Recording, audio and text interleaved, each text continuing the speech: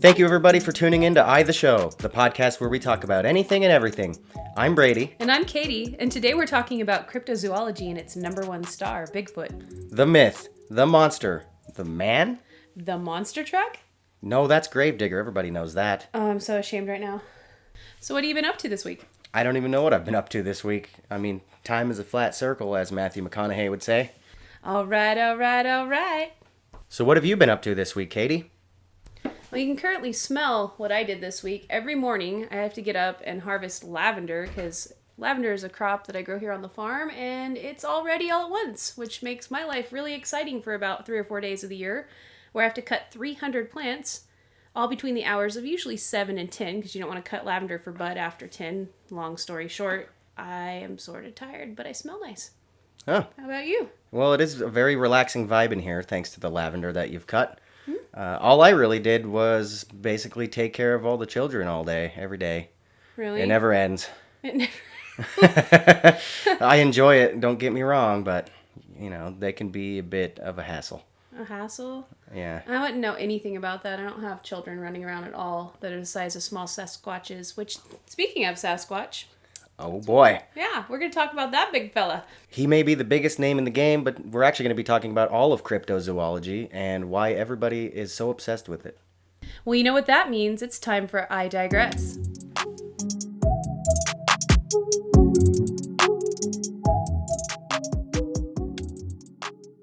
All right, Bigfoot, Chupacabra, Mothman, Dogman. Do you have any others you might want to add to the list? No, I think you covered it. Yeah, cryptozoology is actually a vast subject, I didn't realize.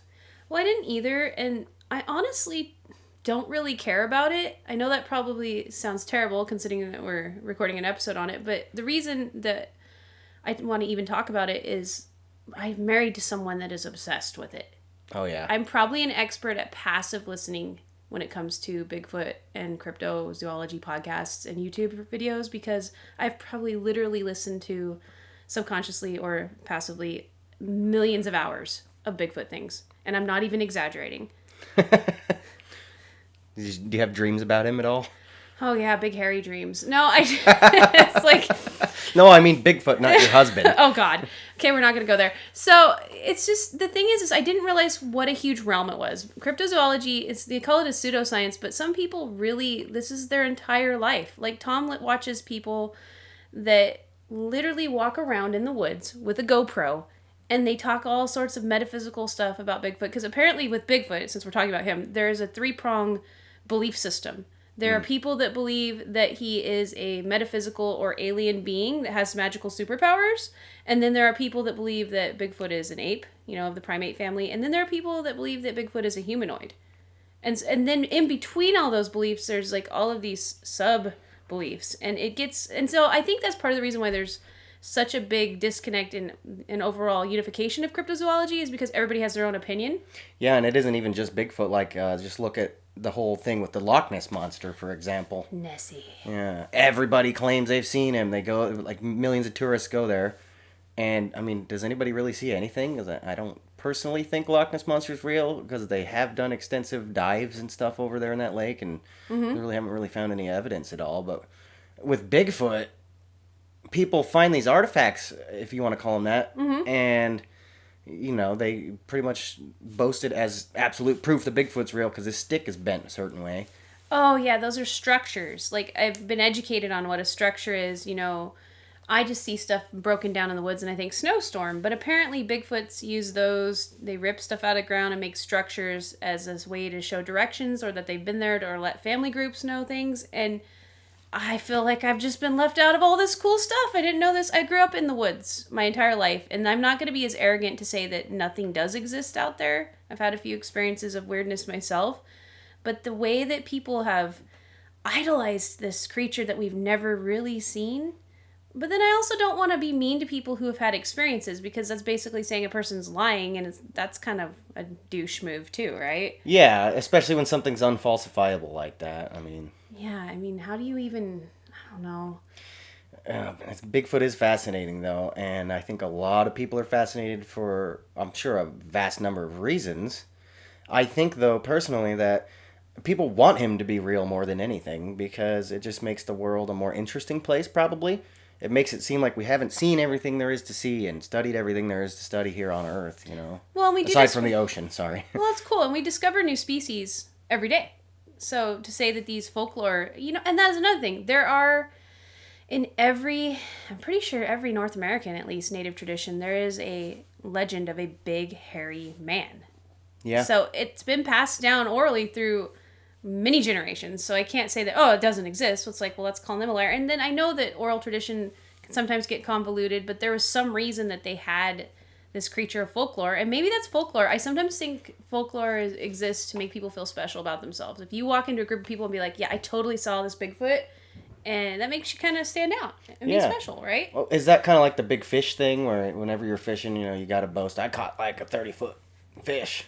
Well, and you think about that. I come from a family of people that if you get us in a group of people, there are certain ones that just have to outdo everybody on the talking scale. I mean, they stack the bovine fecal matter so high.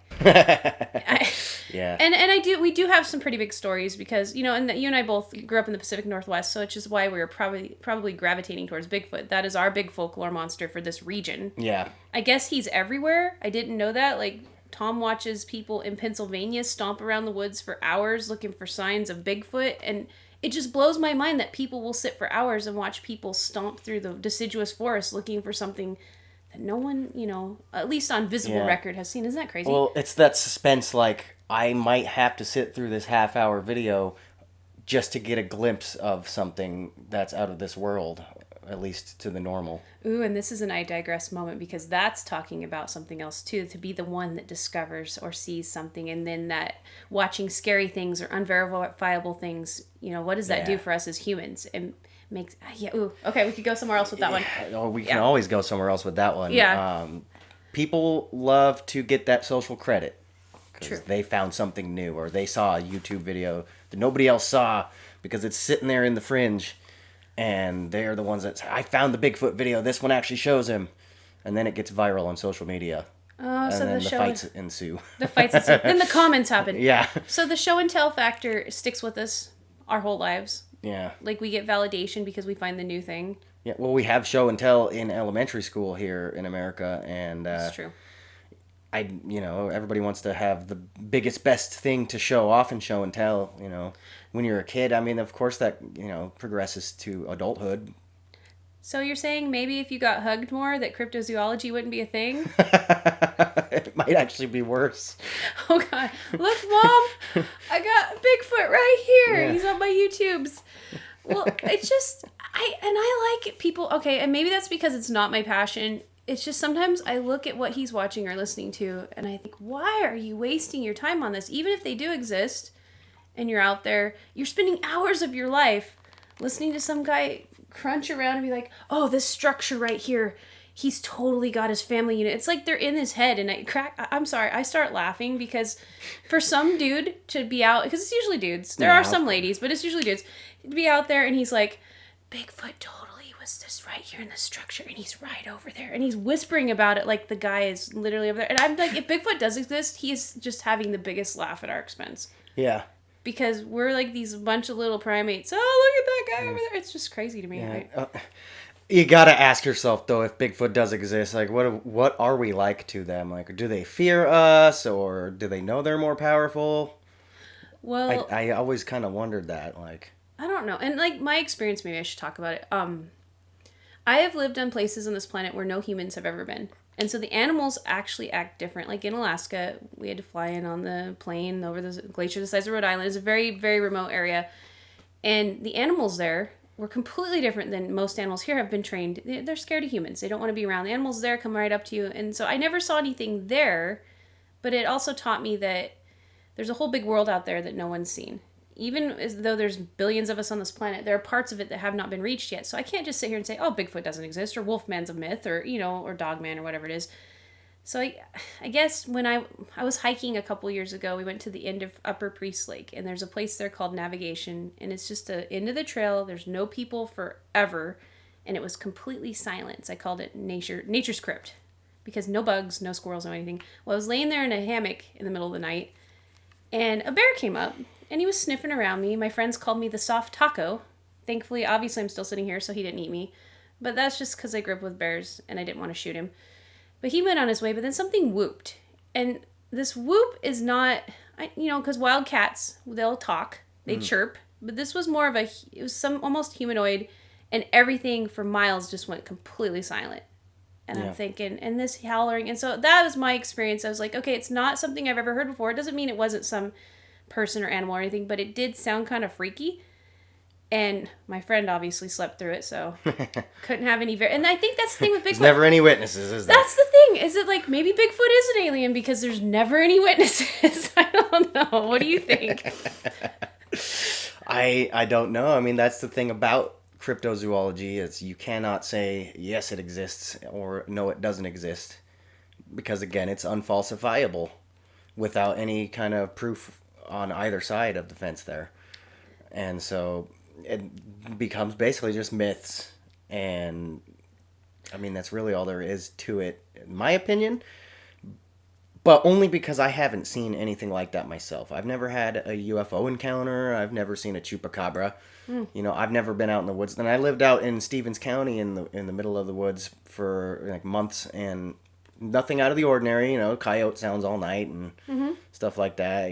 Big bugs, but never any kind of Bigfoot stuff or anything else out of the ordinary. I don't really know what else would be up here. There's not many other cryptozoology tales from around this region, but it's just, I've personally never had an encounter, if you will.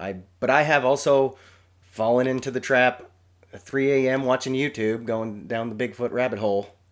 Well, yeah, and it's fascinating. It is. It gets you sucked in, even if you don't believe. You start to see these weird little things that other people experience and on camera. And if you're not exactly a forestry expert, you probably don't have any frame of reference for what you're seeing. So it's like, wow, what?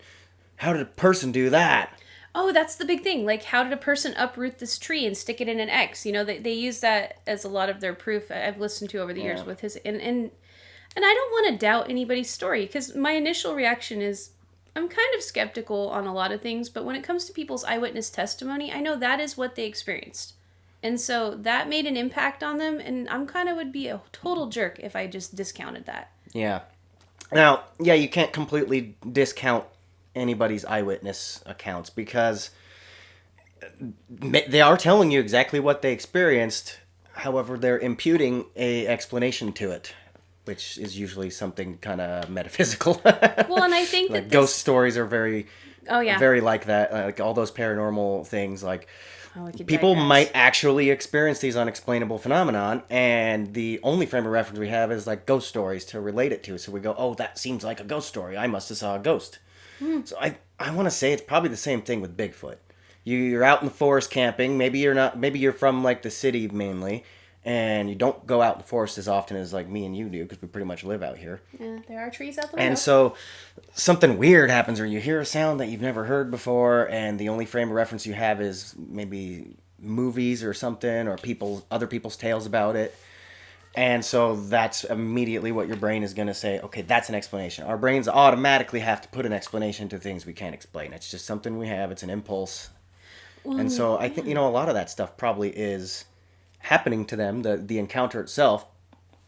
But I don't want to say the explanation that they come up with is always true. So you can't completely discount what people are saying when they have an experience. Well, I think a conversation on eisegesis and exegesis comes in here, because exegesis is to lead out. You're supposed to lead out the explanation, where eisegesis is to read into it. And I think that a lot of people read into a lot of things these days. Like, they'll see a structure, for instance. They talk about the X-shaped tree formations, and they'll read into it that that's Bigfoot put that there so that, it can let a family group know, or for whatever reasons. I'm not an expert on it at all. And so I'm thinking, are you reading into it, or is there an actual other explanation for it? You know what I'm talking about? Like reading into things? Yeah. Well, okay, so I kind of wanted to talk about that a little bit ago, and I forgot. So you see all those things like that X, right? Mm-hmm.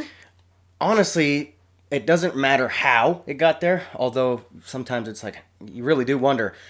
But I think what's really more intriguing is why. Mm-hmm. Something or someone would put that X there. And we come up with these stories in our head about it. And, of course, as a human, we can't think of a human reason. Like, why is there just this random sticks put in an X? The way they're broken is weird. So we're gonna come up with something not human to explain it.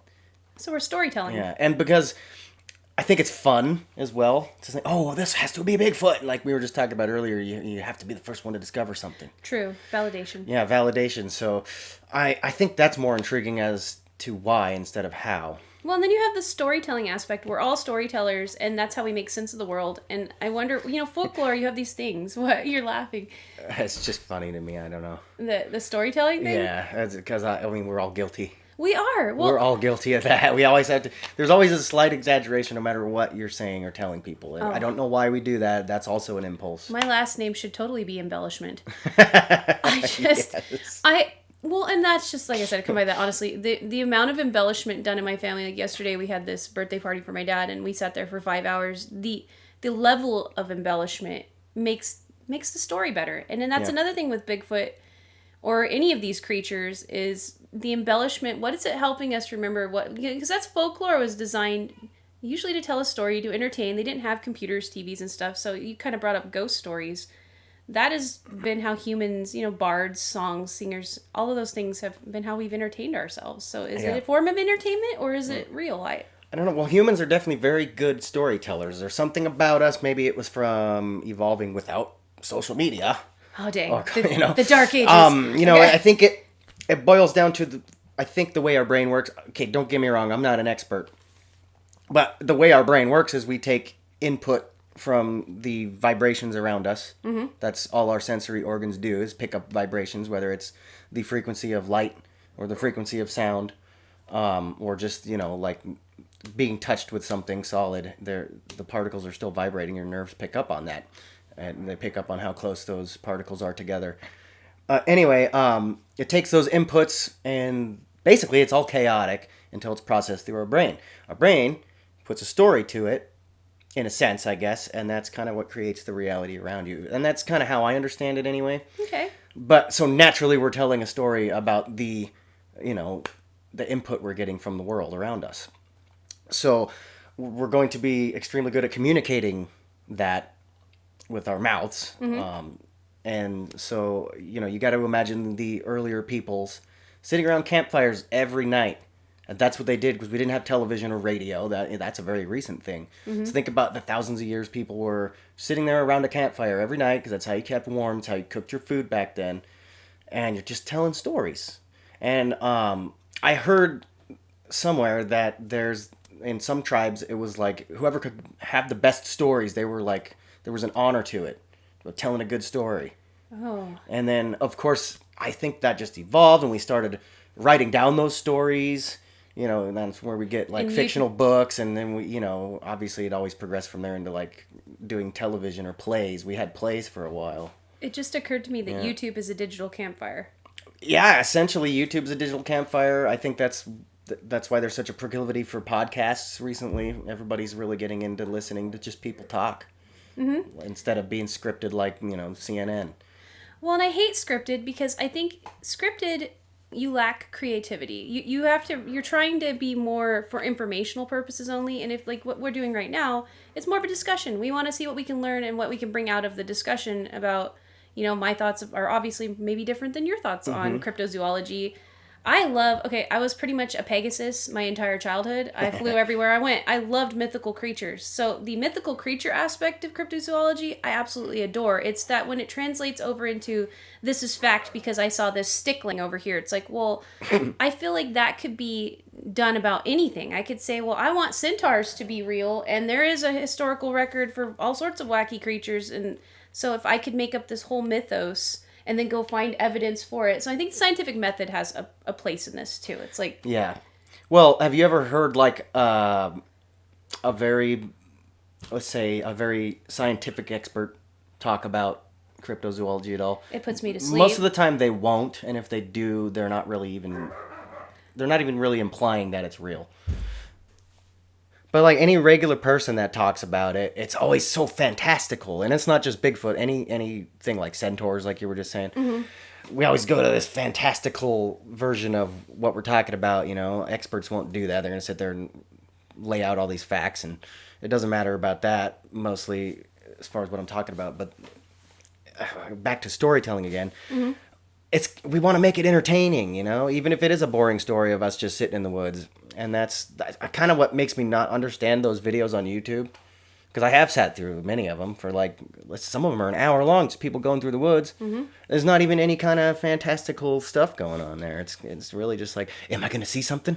I don't know. What this guy seems to think he sees something, but I didn't see it. Did it? And then you go back and you look, and you're like, no, there's nothing there. Is there something? Or you have all those blurry videos. Mm-hmm. Those are the most fascinating because it's like, what am I seeing? Well, is it faked? I don't know. It looks pretty. How could you fake that? There's all that stuff like that. Well, and I think that brings up, we live in the era of forgery. You can forge anything, so it makes it even harder to, know what's real and what's not real. Yeah. A perfect example of that, I think it was the History Channel or the Discovery Channel. One of them put out a documentary about mermaids. And it was very convincing, and they did a lot of research, and the way they worded everything was very well written. And it was very convincing that mermaids were real. I don't know if you've ever saw that. If you have not, it is very worth checking out. I don't remember exactly what it's called right now. If I find it, I'll link it in the description. Okay. But, like, it was amazing. And for the longest time, I went down this rabbit hole. Oh my God, mermaids are real. It's like a leftover species that we evolved from or something. So that's what the case they were making in the documentary. Oh. Like, we must have started out, like, we all know that we're some kind of a water-based creature at some point, and then we crawled on land, if you believe evolution theory. And so, but some people were saying that it's mermaids that we came from. Like, I don't know. But anyway, my point is that this documentary became very convincing, and a lot of people believed it, and they even had the NOAA, the National Oceanic, whatever that company or that division of the government it's called. Mm-hmm. They were supposedly saying there was a reward for any actual evidence of mermaids. And we're talking about like the governing entity. And I don't know if that part specifically was real. It came out later down the road that that whole documentary was kind of a mockumentary, realistically. It was just, it wasn't done in the style of parody like you would normally see. It was seriously presented, and people, and that's just it. In this day and age, I think you could pick almost anything and then find some experts, and you can make a convincing case that something is real. And so how do you decipher between that? Do you just have faith? Because I don't doubt the faith of some of these people or their experiences that are obsessed with Bigfoot. Because I'm like you, I don't want to watch an hour video of someone tromping through the woods. To me, it makes no sense. And that doesn't mean that I don't discount that my husband or anybody else that watches it enjoys it. And yeah, the blurry video and all this stuff, it's like, well, that's great and well, but maybe you should just take a hike out there and experience it for yourself. Because if something's out there, you spend enough time out there, you're going to see something. Yeah. And there are plenty of people who spend most of their life out in just the bush, I guess you can call it. Mm-hmm. And they probably don't even see anything out of the ordinary, but they also just know every little sound that everything makes and what it is. And I think it's mostly the people who don't have a lot of experience out in the forest that hear that kind of stuff. Well, I'm not sure, though. I don't want to just like make a blanket statement like that, because I'm sure there have been a lot of people who spend a lot of time in the woods who have seen things like, I'm sure I think I heard Tom talking about that once, where he might have heard something or seen something himself. And he spends quite a bit of time out in the forest.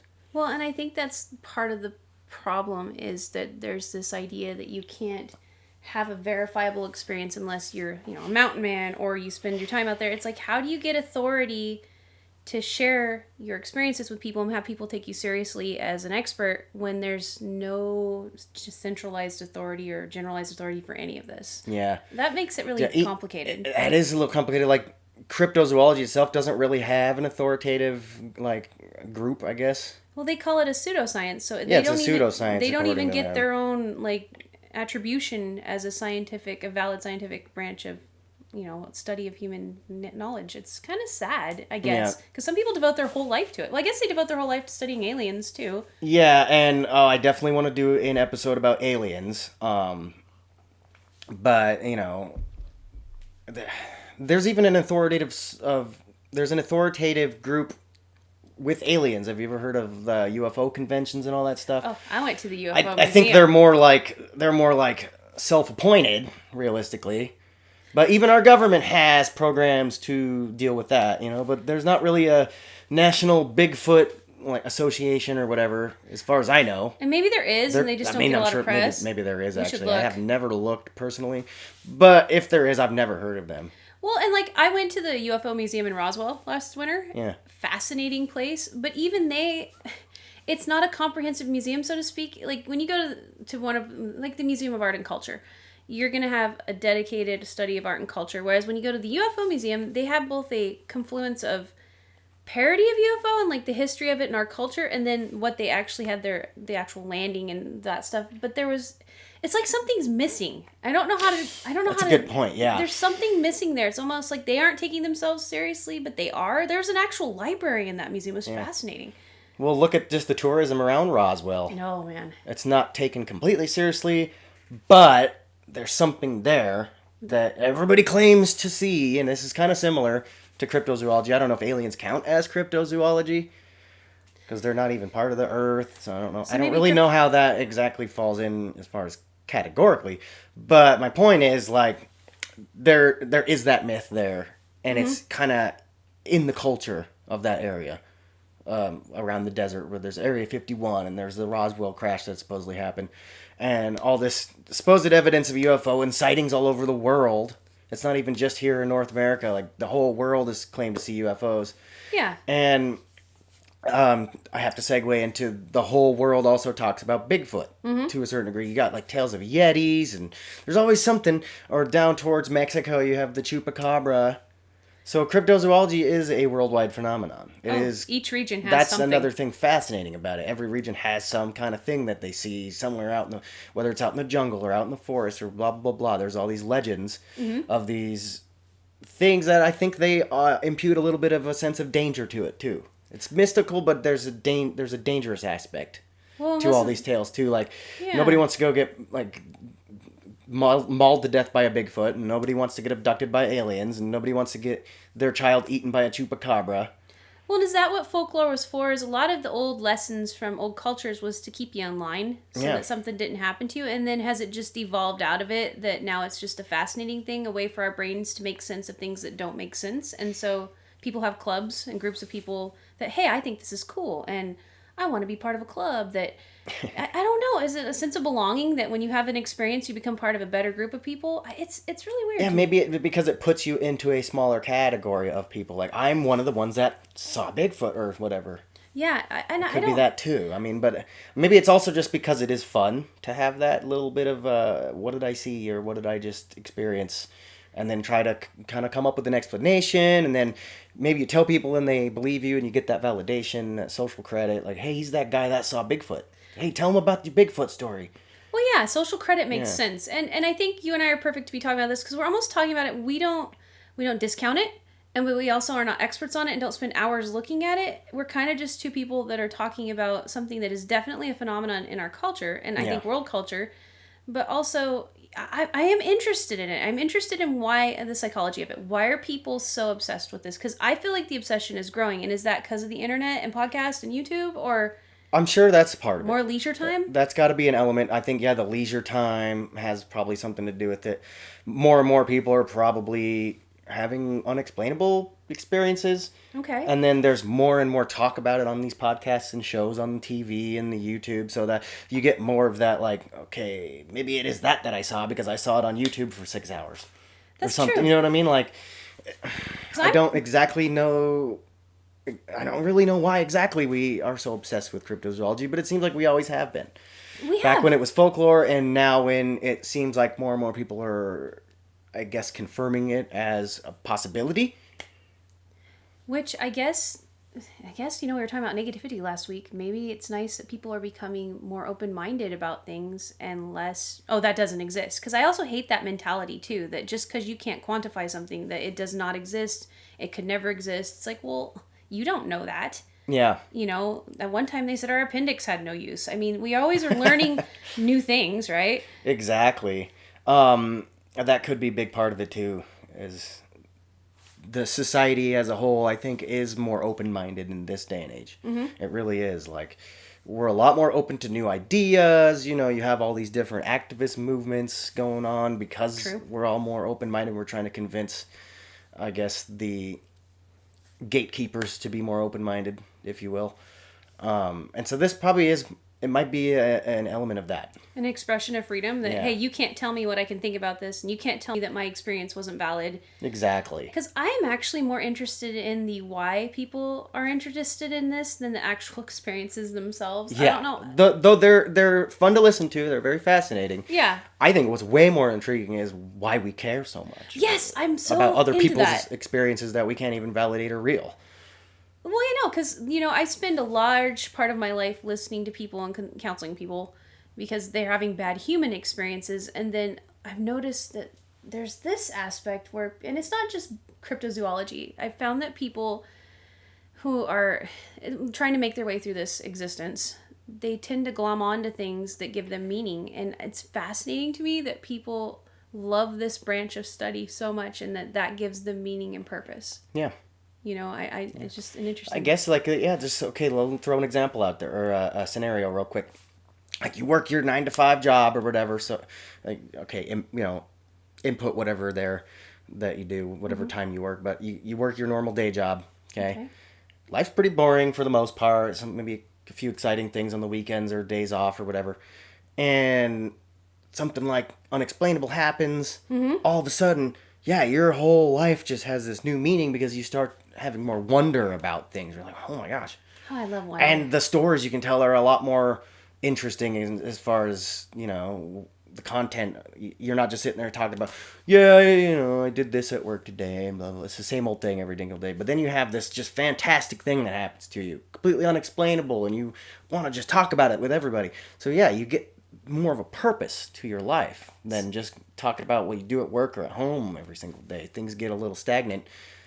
So I think that could be a big part of it too. So the Bigfoot or cryptozoology experience that you may have had or see other people have is almost like the superhero story in your life. It brings the fun out of this world awesomeness that maybe that mundane existence has got you missing. Yeah.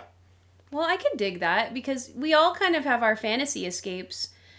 It's just the problem is that it's not even a problem. It's just it's not fantasy to most people that are really into it. Where it's like if you love Marvel movies, everybody would like to be a superhero, I imagine. We all want mystical, magical powers, and maybe having that mystical, magical experience with something that not everybody has seen is giving us that, like you said, that level of social credit. Okay, this is making more sense to me now. I guess. I'm sorry, I just kind of went off on a tangent. Oh, that's there, okay. It's just, that's what this show is for. That's true, tangential. Okay, it's just, there's so much time spent on it. Yeah. The amount of time there really is just amazing. Bigfoot. We're not even not even the others. we haven't really dove into Chupacabra yet. No. I mean, that's a whole other thing. Actually, Chupacabra is kind of part of a different culture. It's more of the Southwest culture, primarily Mexico. I mean, it's Chupacabra. It's I think Espanol for goat eater, goat killer. I don't know. We could sit there and Google it. I mean, it doesn't matter that much. So we're talking about the why. Yeah, but damn it, I had goats. It's a different culture, and then Yeti, I think, was more of a kind of like a Nordic thing. Well, I'm not entirely sure. Yeti is sorry, guys, I'm not an expert here. Oh, don't be I just know that here where I live, we don't talk about Yeti. We talk about Bigfoot. It is our region's cryptozoological creature. Yeah. Big time. But other cultures have their tales of the Yeti, and we've all heard it at least a little bit. I've never really went down the Yeti rabbit hole because I don't live in the tundra. I don't live in Siberia. You don't live in Nepal? Yeah, exactly. Have you ever been there? No. I'd totally like to go there. I've never left the Pacific Northwest except to go to California once for a week, and that was about it. Other than that, it's always been, Washington, Idaho, Alaska, so... My cryptozoology of choice would be Bigfoot. Yeah. So, but I do, like I said, I want to talk about Chupacabra a little bit because that one is the one that seems to present the most danger as far as their legends. Just from what I've heard, because it doesn't only eat ghosts, goats. It doesn't just eat goats. Apparently, it has been known to eat people and children. Yay. And that's, you're as a kid, you hear the Chupacabra story, and it's your parents telling you, like, oh, be careful, watch out for the Chupacabra, when you're out walking alone. And you're like, what? Yeah, what the heck's a Chupacabra? Oh, yeah, that's the goat eater. Yeah. It'll just, and then have you ever seen like a rendered image of what people think it looks like? I've never actually seen, there's a lot of blurry Bigfoot videos. I've never seen a blurry Chupacabra video. There's been ones where you're clearly a coyote. Yeah. Or something. But I've never seen a real convincing Chupacabra video, but I've seen a lot of rendered images of what people think it looks like. And it's terrifying. Like, it's the most terrifying of all of the cryptozoological things. Yeah, the little goat vampire definitely is not something I want to run Yeah. across. And I had goats for 15 years. I would have loved to seen a Chupacabra. I'd be like, come visit, bro. Yeah. So, Yeah. but yeah, there's, and then I think there's Dogman. That's one that's back in Appalachia. Yeah, this is the first I've ever heard of Dogman's when you started telling me about this when we were planning the episode. Yeah. So I definitely need to hear a little bit about Dogman. Well, and I don't even know that much about him. It's just something that, like, I absently heard when Tom's listening to his, cryptozoological podcasts or YouTube videos. They talk about Dogman a lot. And I'm all, I didn't even know, werewolves. Those are Dogmen, right? Mm-hmm. But this is an actual creature that's out there in the shrubbery. And I'm just thinking, well, and like I said, I've spent a lot of time in the woods. And your brain does attribute certain noises. I think, like you said with ghost stories earlier, that makes a lot of sense. You trying to make sense out of things, or your brain's hyperactive and is trying to assign logic reasons and file everything based on what you're hearing. And when you're out of a normal situation, you are hypersensitive. Oh yeah. Like when I sleep in the woods, I am hearing everything. Yeah, like your brain goes into that mode. Yeah, it's like it's got to be like a protection thing. It must. Like, yeah, I am not in my comfort zone right now, so I need to be alert. Which is so funny because it's probably 10 times more dangerous to be downtown in an inner city sleeping in a hammock than it is in the backwoods, but I don't know. Can you imagine? Yeah. I actually can attest that is true. Like, okay. I've felt like I was in a bit of danger in the woods before. I have never felt more scared than just walking alone downtown at night in a city, in Spokane specifically. Oh, yeah. That is when I'm the most alert, the most scared. I've been out in the middle of the night in the middle of the woods before, and I get a little nervous. You're like, okay, what if I see a bear? What if I see a wolf? Mm-hmm. How fast can I really run? But when you get into a situation like the city, it's a little bit more terrifying, personally. But I digress. Yes. Well, no, I brought it up. It's just, I think that's part of this. I just don't know. I don't know where we're going with it as a people, too, because it has grown exponentially. When I was a kid, Harry and the Hendersons, there was a Bigfoot movie, and he was always part of our culture here in the Pacific Northwest. Now it has become a lifestyle. Kind of, yeah. And it's growing in popularity. I see a lot. I mean, there's a whole subculture of clothing just for Bigfoot. I mean, you see it everywhere. Oh, yeah. And, I mean, there was like a beef jerky commercial. Yeah. There's a bit of, like, he's the butt of jokes. Yeah. But there's also a bit of, like, people who just really dive into that idea. Well, and I suppose they're no different than people that are, like, rock collectors or, entomologists. Or I guess all of us have our thing that does it for us. Yeah, we all have a little bit of a niche of something that we kind of dive into. I mean... Yeah, but I think... Yeah, I guess Bigfoot has to be one of those things. So weird. I don't think there's as many people obsessed with the Loch Ness Monster. No. It's more of a tourist trap now, I think. Well, I think it used to be more fascinating, and maybe there even used to be a Loch Ness Monster, but I mean, I haven't seen any definitive proof of any of these things. That's my only thing.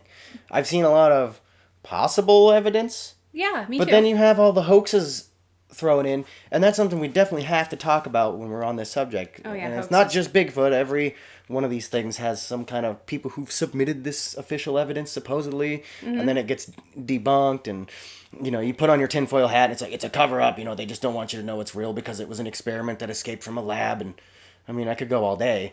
But Bigfoot definitely has the most of that you see on, like, the Discovery Channel and all these other authoritative information sources.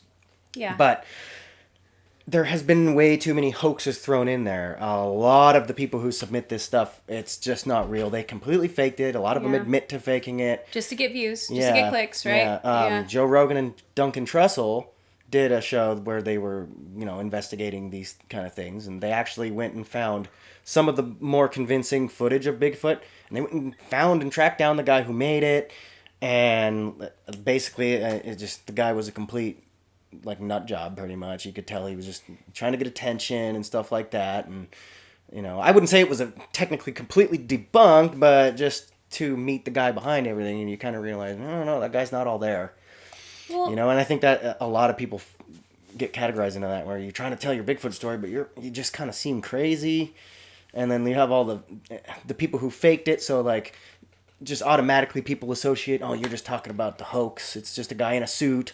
I think it's so horrible that people are invalidated because of other people's bad behavior. Yeah. It really annoys me. It's like, well, if this person, and if you know that person to be a genuine person, which is hard to do with strangers, I get, over the internet or whatever, but if you know someone to be a genuine person and they tell you a story and you just say, oh, well, that's stupid, I guess that's what I'm trying to be really careful not to do, because from listening to, there's a guy in Canada that Tom listens to, that he doesn't care about any of it other than he wants to have a platform for people to tell their stories, because some people are really scared by this. Like, can you imagine walking in the woods and coming across a 9 or 10 foot tall being? Oh, yeah. You'd wet yourself. Yeah. None of us would, especially if it screeched, or, I mean, you're going to be scared. And so to have people mock you or invalidate you because of these hoaxsters, it really bothers me. And I think that happens in aliens. And I also think another point is I'm kind of fascinated about what's going to come next, because as we progress as a species and we explain things, then we have to have new mythos. Yeah. And it's like, so what's going to happen, Yeah, I haven't personally seen cryptozoology evolve yet. We've stuck with these same stories that we've heard since we were kids, and they've been around for hundreds of years, some of them. Bigfoot, I know personally, Bigfoot is really one of the oldest tales of cryptozoology. Mm-hmm. Well, and there's some theory, I've sort of remembering some stuff now, that they don't want to attribute government, this is a conspiracy theory, human rights to Bigfoot. Because then, the only reason they haven't went in and killed them all, that they do exist, is because they don't want to attribute human rights, that environmentalists would come in and make everything their sacred living ground. We wouldn't be able to do any of the things we need to do for natural resources. I mean, there's all of this stuff happening. Yeah, it'll become like more of the forest land or national parks will become like more of conservation. It'll be off limits. Yeah, exactly. And so, the subsidized lumber industry would suffer. Well, oh boy, that's... Sorry, tinfoil hats on again. It's okay. No, I like tinfoil hats. Well, and I think that that's something that definitely needs to be discussed, is what are we going to do? I think about sometimes, what if Bigfoot Bob just walked out one day and said, hey, what's up? I've been here the whole time, you idiots. What would happen? No, okay. We definitely have to talk about this, because I've thought about it a lot. Oh, okay, good. I have to. Like, anytime it gets brought up, I think in the back of my head about this. Like, what if Bigfoot was real? Let's talk about that for a second. I agree. What would happen? It comes out, it's completely real. Like, we have all this proof of it. We actually have one, and it's for sure. Okay? Yeah. It's on the news all over. Biggest story of the freaking century. Yeah. Pretty much, because we've all wondered. Yeah. It's one of those things. What exactly happens after that? Where do we go from there? Like, do we try to coexist? Like, some people think we're just going to go and declare war on them. Like, have you ever heard people talk about if aliens were real and the government confirmed it, like, we're just going to declare war on them? No. Are we going to do that with Bigfoot? Or, like, what's going to happen? Like, are they going to sanction off the forest and say this is off limits because that's Bigfoot's home now? Like, yeah, we've been really good with treaties, and we're really good at sharing space. Yeah, but as I mean, a species. think like, about, yeah, that's going to work. Think about someone who we have no way of actually communicating with, like that movie Arrival. Oh yeah. Where the aliens come down and they have to get all these linguistic experts together to try to figure out how in the world we're going to talk to these things and get points across and how they operate with language. We're going to have a dance battle. Yeah, so that'll yeah, we're gonna... Sorry, that's just... Or just imagine the dance off with Bigfoot. Okay, you just came up with the next big Hollywood movie, I think, right there. Bigfoot dance off. The reveal. Yeah. In a world where Bigfoot is real. Oh my gosh, the tagline. Let's get ready for a dance battle. Hey, he's got some free-flowing He's the man. locks. He's the myth. He's the dancing champion of the world. I don't know. Bring out your best. We're going to get lit. Like, what do you even do? That's probably the best little image in my head I've ever had of Bigfoot. You're welcome. Bigfoot, like, in the dance attire. Well, and I think you got to bring some levity. Oh, man, some bell bottoms. Yeah. Okay. If any of you out there create YouTube are listening, or if you guys create YouTube content and you're listening to this, please make a video of Bigfoot breakdancing. I will get have to everyone see I this know now. to If upvote it doesn't that. already exist, it has to now. No, that is the best image of all time. He's on some cardboard. Anyway, Sorry, so we digressed hard but there. really though, like, what would happen if like Chupacabra was real, or Loch Ness monster being real? Again, I think Loch Ness is probably the most boring of all these. I don't know why. It's like it's stuck in this lake, and this lake is already heavily explored. Like, come on. Oh, I've watched But even if it documentaries was, about like, let's just say it was real, or Chupacabra's real, or even all of them are real. Let's just throw the whole medley in the mix, and they all be confirmed as real. Mm-hmm. And like, what exactly do we do as a world? It'll probably be very exciting for like a few weeks before it gets buried with other news stories, and then, cool. And then what? It's just life goes on as normal, but we also have Bigfoot going on. And No, I've watched Jurassic Park. It would be exploited. that's what I think. Maybe I think maybe it would be exploited. Like, they're gonna start a zoo. Like, it is called cryptozoology. Or does that species, once it becomes verifiable in its existence, get moved over to the scientific classification? Do they get jerked out of cryptozoology, like And just become part of the great world species? of biology? Yeah, part of a genus group Yeah. that just gets added to the list of them now. I don't know. That's a good question. What would happen? Yeah, and then what? Like, okay, so Bigfoot's real, let's say, and they've studied it and find out that it is a completely unique species, has no evolutionary ties to us, and then where do we go from there? Oh, then the people that believe he's an alien. Oh, it's over then. Is it an alien? Do we classify it as an alien? Because alien means out, like, not from this world, you know? Oh, it'd have to be carbon based. Look at all that hair. Oh, yeah, it does. Like, Yeah. No, Bigfoot specifically, if Bigfoot exists, it has to be, it's so humanoid. There's something human about Bigfoot that we attribute. he could totally rock his own hair care products. Dude would be Oh rich. my god, he would be rich, yeah. Dude, mane and tail, but Bigfoot version. Mm-hmm. He'd be on it. But yeah, would we try to commercialize products for Bigfoots? We already commercialized Are we gonna get pets? him. Are we gonna get them as pets? Oh. Can I have a pet Chupacabra? I don't... Like, can you domesticate them? This is my attack Chupacabra. Chupacabra. Can we breed Bigfoot with? Like, these are real questions. Like, if it was real, we gotta... This kind of thing would be happening. Like, Do you we think would that- breed Bigfoots. Like, it would happen. I kind of have to go down a rabbit trail after that's this okay. because, well, no, I want to know. People have probably talked about this. What would we do if he just like walked out tomorrow? I feel like humans would exploit it because we already exploit him as a non-existent, to science. I'm not saying he doesn't exist, Right. But we've already exploited him as a mythical creature. So wouldn't it be 10 times worse if he walked out? Like I said, I've watched Jurassic World. Yeah. I know what happens. Well, okay. I'm sorry. I have to bring this up. Okay. No, don't be sorry. And it's even worse now that we're talking about if Bigfoot was real. Okay. Because if you go on Amazon.com Okay. and you type in Bigfoot erotic novels, Oh, God. your jaw will drop at just the sheer amount of results that you will get from that search term. And so if Bigfoot's real, some ladies are going to be very happy. You should Maybe. see my face right now. The look of horror. It's like I literally... and see, this is what's great about the show. I learn something new every day of my life. I had a professor that said there's always something to learn. Mm-hmm. And that is my goal, to go through my entire life and never become arrogant because I learned there's Bigfoot erotica. I mean... It's a very real thing. And I had to bring that up because we were talking about exploiting Bigfoot as a myth. Are we going to have... There's no better way to exploit Bigfoot as a myth than writing, erotic fan fiction. The Pornhub section. Erotic fans.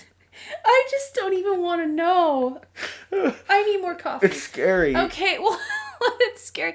And what else would they do? Like, would there be... I'm sure there will be biological experimentation.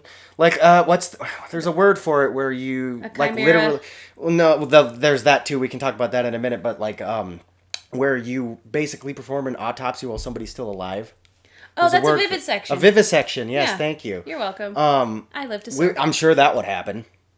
Because they don't technically have rights under our written laws, do they? I mean, Okay, vivisection dogs is the barely worst. do. Most of medical science advancements, especially when we started the Age of Enlightenment, like there's a Neil Stephenson book called The Baroque Cycle, and there's an image in it that haunts me. They vivisected a dog, and the dog's alive, and these doctors for hours, this was in the 1600s, like during Isaac Newton, they're just working on this dog, and this dog's howling, and it's like, holy cow, would we still do that? We like to think we live in an enlightened age where we care about species. that traumatizes me. The idea that poor Bigfoot, now I'm thinking about Bigfoot spread out on a table and they're like, hey, what's this do? It's like, would we do that? Possibly. I mean, I would not doubt it. Oh, gross. At least in just in thought, no. Okay, Bigfoot. In reality, it might be really different because we might impose rights upon them, at least some sort of animal rights, because there is animal rights experts, and they'll defend the smallest of amoebas. That's true. And so, I mean, Bigfoot came out real, they'd be all over it, man. There'd be riots in the streets of those animal rights experts like, give Bigfoot equal rights. I don't know. Well, Bigfoot, if you're listening, you might want to stay hidden until we advance a little more. Because maybe we should come up with some hypotheticals and write it into the Constitution. I don't know.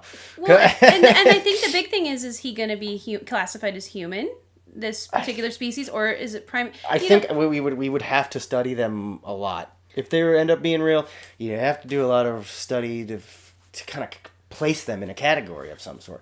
But let's say hypothetically that Bigfoot's a sentient being or some sort of intelligence. They have language, that they have culture and society of their own. What happens then? Well, I think what do we try to do? Do we just recognize? Do we give them a country? Like, what do they do? Like, is it their land? What do they do? They can't exactly pull out a machine gun and start defending their property like we can. I think that we should learn from the past and we have an obligation if we discovered any new humanoids. Let's just say, for argument's sake, that we should totally make sure we don't repeat what we did before as a species. I would hope. Well, my worry, and the reason I brought this up, is if we find out they're sentient and intelligent and pretty competent in things, I just have a weird feeling that we might enslave them. Or destroy them. Or maybe destroy them because we enslaved them. I don't know. Well, I always had this thought with aliens too. Like, if we found out there was aliens living up on the moon and it was pretty easy to transport them down here, we would probably, if we could overpower them, let's say, they're not like they don't have advanced technology like freaking laser guns or something, and they can't destroy us. We would most likely exploit them for labor because we've done that to ourselves. Yeah, plenty of times over. We're still doing it to this day. I can't believe we live in a world where slavery still exists, and I think we should have an episode about that someday. But yes, wage slavery. That's why I have a feeling. Yeah, wage slavery. Yeah, I want to talk about that. But that's why I have a feeling that we would exploit Bigfoot in a bad way. Or I'm sorry that we're leaning so towards Bigfoot. You guys, that's our thing up here. It's what we know the most about. Yeah, I just also don't see Chupacabra being relevant to some of these because it's not like we can put Chupacabra to work. But then again, let's talk about that because dogs do work for us on the farm. The bomb sniffing Chupacabra. Oh, sorry, God. it's just thank you. Or no, cadaver. He'd be able to be a cadaver sniffing Chupacabra because he likes blood. Or soldiers. Maybe we need to talk about we would put them in warfare. As we as a species seem to exploit everything, because this is kind of what this episode's devolved into. Is that we do? We're tool makers, aren't we? That's kind of our thing. And so, of course, when we see an animal that might be useful for something, we're going to train it to be useful for that thing. I'm sorry, but I got deploy the Chupacabra. I think we would. Like, if a Chupacabra was useful on a farm, don't you think we would use Chupacabras on a farm? I know that if Bigfoot was around as a short person, I would have him grab everything. I'd be like, bro, I need that game on the top shelf. I will make you cookies. But see, I believe in equal exchange of goods. Like, I would never want to enslave anybody. I'm sorry, I just killed you. So do you think Bigfoot would be a Republican or a Democrat? Oh my gosh. It depends on how tribalistic. Well, he might be an environmentalist. He likes nature, so he's probably going to lean left on... Yeah. Do you think they would be employed in the forestry industry?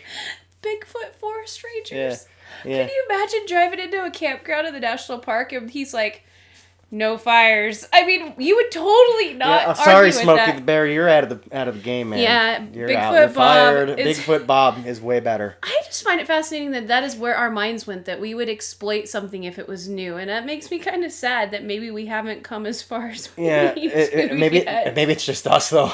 Could just be us. No, I think that's a pretty heavy norm in our culture, in all, not just our culture. I think just humans as a whole. Yeah. Oh. Do you think we could ever have a Sasquatch president? I would totally vote for him. Yeah. Or her. Yeah. Well, do Sasquatches, and that's another thing. We don't even know. Okay, one, we don't know they exist, but some people have seen them. So by default, something has to exist. Yeah. And then now we're like attributing, gender to them. Are they going to have issues with gender definitions like we are? I don't know. Like, how long do you think it'll take for them to become a part of our culture? Do we want them to, though? Do we want them to is a really good question. Do we want to wreck their... Because, okay, if they do exist, they have existed outside the realm of our influence for this entire time. Do we want to wreck that? Yeah, do they even... They have to know we exist, too. Oh, that... Sorry, I just got an image like they... Imagine Bigfoot, and they have their own little culture out there, and they have their own little podcasts. And they're sitting there talking about... We had another human sighting. Them and their Let's talk about them. Them and their Subarus. Yeah. You know, they're coming in. Sorry, go ahead. That's okay. It's just funny to think about that too. Like, just think about it from their point of view a little bit too. Like, do they see us as cryptozoology in a sense? Maybe they don't have the same words for it or a good way of explaining it, but they have that same feeling, right? Because cryptozoology is almost has a feeling to it. It does. Well, and there's infinitely more of us than them. If they do exist, there can't be that many family groups. I mean... No, they're definitely on the margin there. Yeah, I think that we far, far out. And maybe that's the problem with a lot of this, too, is the sense of wonder is disappearing as the sense of discovery is increasing. Or not the act of discovery. Because the world is becoming a smaller place. We do discover new things every day, but we're trying to get off-world to discover new things because... Yeah, and have you seen some of the stuff they've discovered in space? It's kind of boring. Yeah, it's not as exciting. exciting. Oh my god, rocks. Cool, that planet is rock. Oh, there's an element on the periodic table in this asteroid. Yeah. Nice. Yeah. But that, I think maybe cryptozoology ties into that whole thing about like why we even come up with conspiracy theories, because I think we just want the world to be more interesting.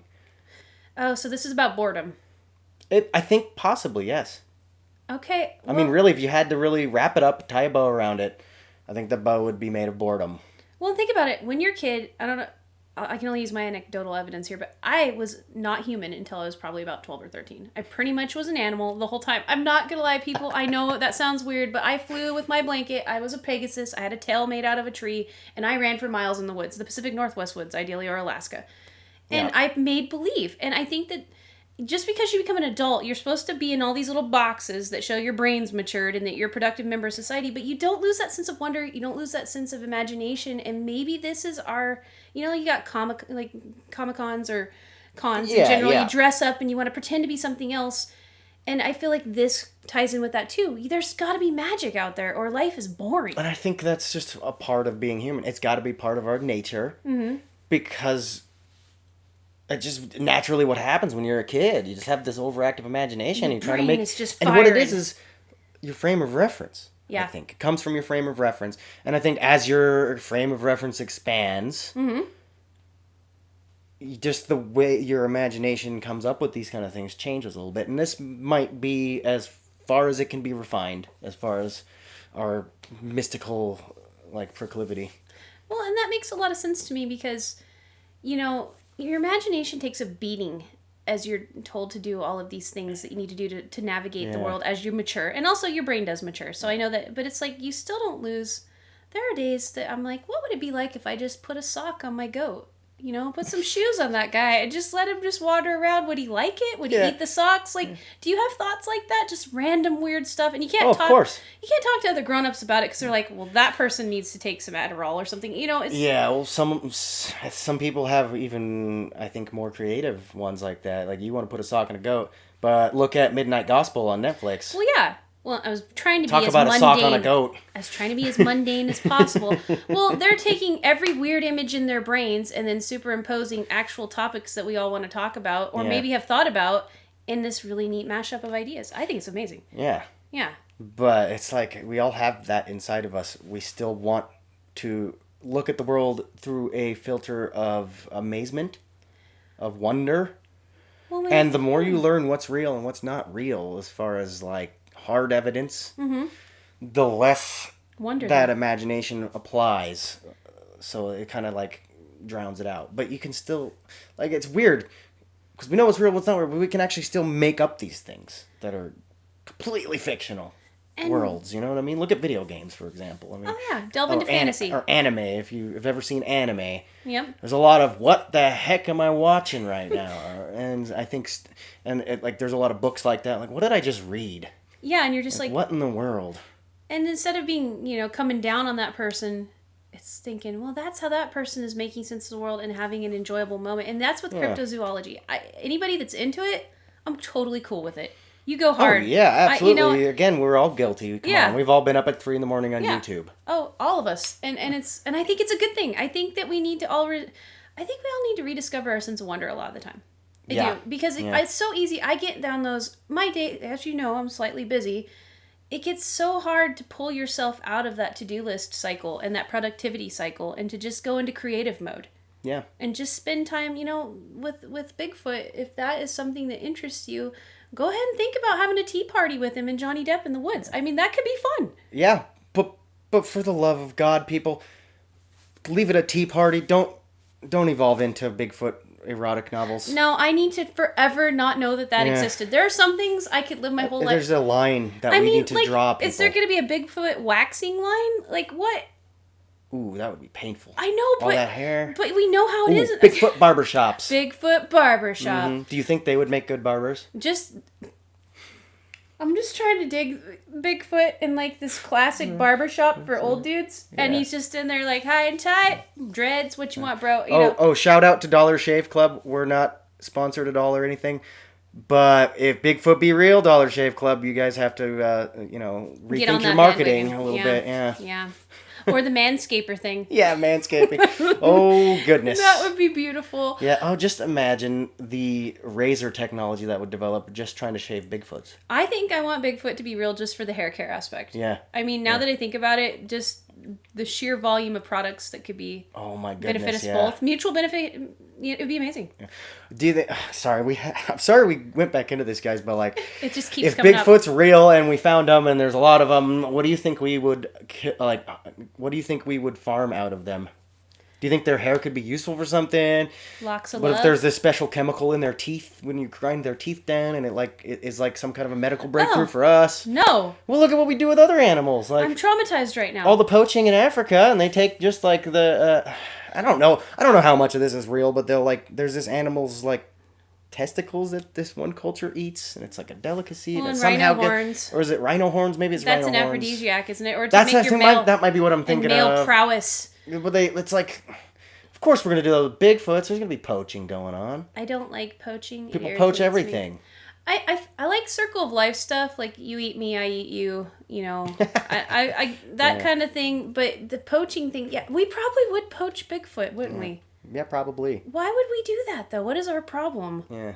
I was just thinking, here we were thinking like modern people or postmodern people that, what products could we exploit out of you? But I'm sure that would happen. I feel like, but I don't know. I don't know if that's why I'm just saying, Bigfoot, if you're listening, just stay hidden, man. Yeah, you might want to just stay out there. We got a little ways to go. Don't come into the cities. You won't like it here. You won't like it. It's a very scary place. Like we are your Chupacabra. Ooh, so, think about that for a minute. We are your Rona. Yeah. Yeah, do not come in here. Do you think Bigfoot can get the Rona? I don't know. Has it jumped to Loch Ness monsters yet? Oh, gosh. Loch Ness Rona? That water is going to be snotty. Boy, scary. Yeah, that's not... Stay out of the lakes, everybody. That's that's all I have to say. That might be a good place to end this. Yeah, let's wrap it up there. Oh, God.